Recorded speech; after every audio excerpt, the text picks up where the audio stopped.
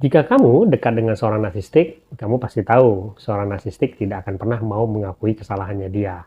Banyak cara dari seorang narsistik untuk mengelak dari kesalahannya dia. Berbagai macam alasan, baik yang serius maupun yang receh, akan mereka tampilkan hanya untuk lari dari kesalahan yang mereka buat. Kalau kamu sudah cukup lama hidup dengan seorang narsistik, kamu akan menemukan banyak sekali alasan yang tidak masuk akal yang akan dipergunakan oleh seorang narsistik untuk lari dari kesalahan. Hari ini, kita akan membahas sedikit beberapa trik atau alasan yang dipakai oleh seorang narsistik.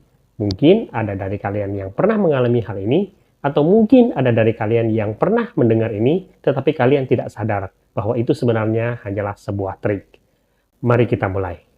Sebelumnya, sedikit saya mengingatkan beberapa hal yang paling sering dipakai oleh seorang narsistik itu adalah yang pertama, dia mengatakan bahwa dia hanya bercanda. Ketika dia menyakiti kalian berkali-kali dan kemudian ketika kalian bereaksi, dia akan mengatakan bahwa dia hanya bercanda. Atau satu hal lain lagi, biasanya seorang narsistik juga akan mengatakan bahwa kalian itu terlalu sensitif setelah dia berkali-kali menyentil sisi emosionalnya kalian. Dua hal ini paling sering dipakai oleh seorang narsistik, sehingga kita tidak akan membahas lagi tentang dua hal ini.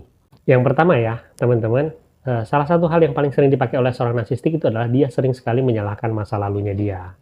Dia sering sekali menyalahkan pola asuh dia dulu sebagai pembenaran akan tindakan dia untuk menyakiti orang lain atau ketika dia melakukan sebuah kesalahan. Ini seringkali membuat korbannya itu kemudian merasa iba ataupun merasa bersalah ketika mereka tidak terima akan perlakuan dari seorang narsistik. Nah, teman-teman, untuk kalian yang mengalami hal ini, ingat, meskipun mereka punya pola asuh yang buruk ataupun mereka punya masa lalu yang buruk, itu tidak akan pernah boleh melegalkan apapun yang mereka lakukan kepada orang lain. Termasuk juga ini introspeksi kepada diri kalian. Bahwa apapun masa lalu kita, seberapa menderitanya masa lalu kita, itu tidak pernah bisa menjadikan kita punya alasan untuk menyakiti orang lain. Dan itu juga berlaku bagi seorang narsistik. Jangan termakan akan alasan mereka bahwa apapun yang mereka lakukan itu adalah hasil dari pola asuh mereka dulu ketika mereka dibesarkan. Mereka adalah orang-orang dewasa dan sudah seharusnya mereka mencegah diri mereka untuk melakukan kekerasan apapun masa lalu mereka. Jika mereka peduli, mereka harus berusaha untuk mencegah diri mereka untuk melakukan sebuah kekerasan. Dan sebenarnya, kalian juga bisa men-challenge hal tersebut. Karena kalau kalian perhatikan, seorang narsistik tidak berlaku kasar kepada semua orang. Dia hanya berlaku kasar kepada orang-orang yang dia anggap bisa mentolerir abuse yang dia lakukan. Kalau misalnya masa lalu dia memang membuat dia seperti itu, seharusnya dia melakukan itu ke semua orang, bukan? Tetapi kalian tahu, dia hanya melakukan itu kepada orang-orang terdekat dia atau pada orang-orang yang dia anggap bisa dia abuse. Jadi, kalian tahu bahwa alasan itu sebenarnya adalah sebuah kebohongan.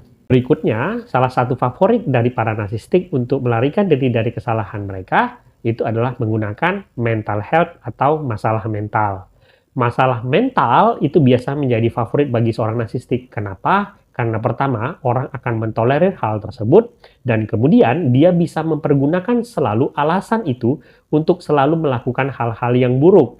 Dia tahu dengan menggunakan alasan mental health tersebut, itu bisa membuat dia selalu bisa melakukan abuse dan membuat orang-orang mentolerir hal tersebut. Dan sekaligus salah satu keuntungan dia menggunakan mental health itu adalah membuat dia memposisikan diri dia sebagai seorang korban. Jadi membuat dia bisa bersikap kasar kepada kalian, tetapi kalian harus mengasihi mereka. Itulah kenapa ini sering sekali dipakai oleh seorang narsistik sebagai alasan untuk melakukan abuse kepada orang lain. Nah, berikutnya, salah satu alasan yang biasa dipakai oleh seorang narsistik itu adalah ketika dia mengatakan kepada kalian bahwa sikap kasar dia itu adalah untuk kebaikan kalian sendiri. Ini salah satu juga yang sering dipakai oleh orang tua narsistik untuk mengontrol anak-anaknya. Ketika dia melakukan tindakan abusif misalnya, dia mengatakan kepada anak-anaknya bahwa dia terpaksa melakukan itu untuk kebaikan anak-anaknya. Sehingga membuat anak-anaknya kemudian merasa bersalah akan hal tersebut. Di dalam kehidupan sehari-hari, dia juga bisa mengatakan itu ketika misalnya dia sedang membuli orang lain. Dia mengatakan bahwa bulian yang dia lakukan itu adalah untuk kebaikan korbannya sendiri.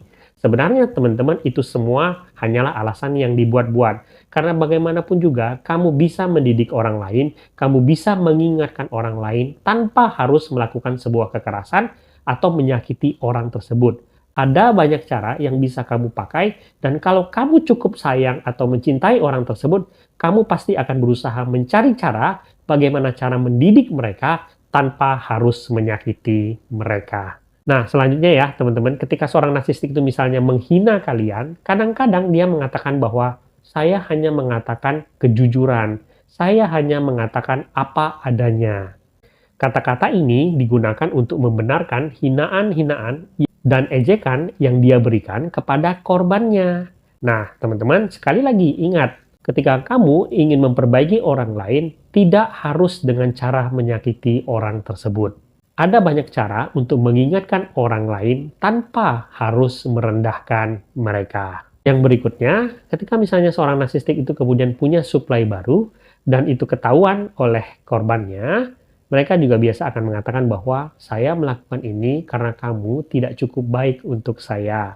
Atau dia akan mengatakan bahwa kamu tidak cukup mencintaiku.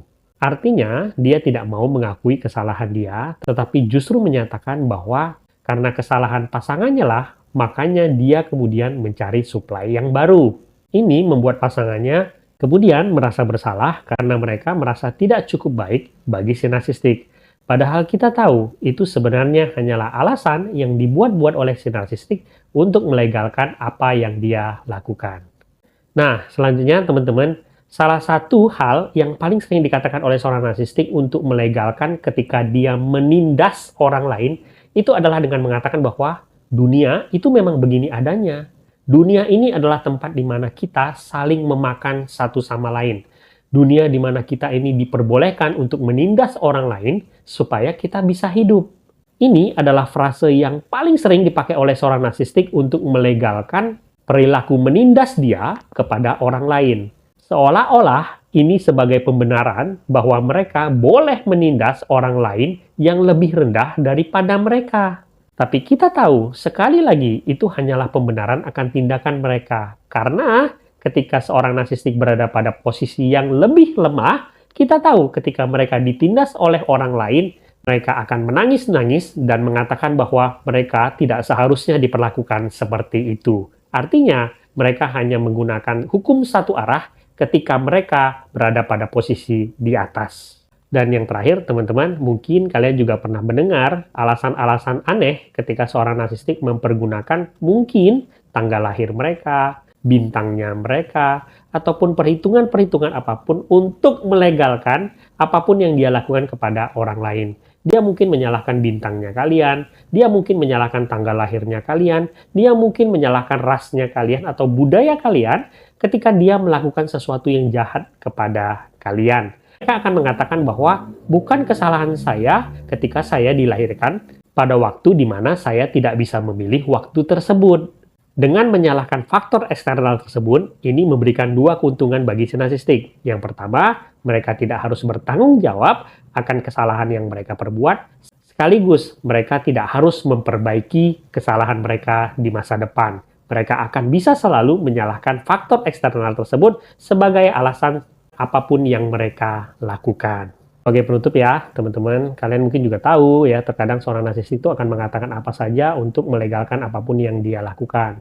Dia akan mengatakan bahwa saya melakukan ini karena kamu buat saya marah, karena kamu bikin saya kesel, karena kamu terlalu pencemburu. Padahal sebenarnya dia melakukan kesalahan-kesalahan tersebut.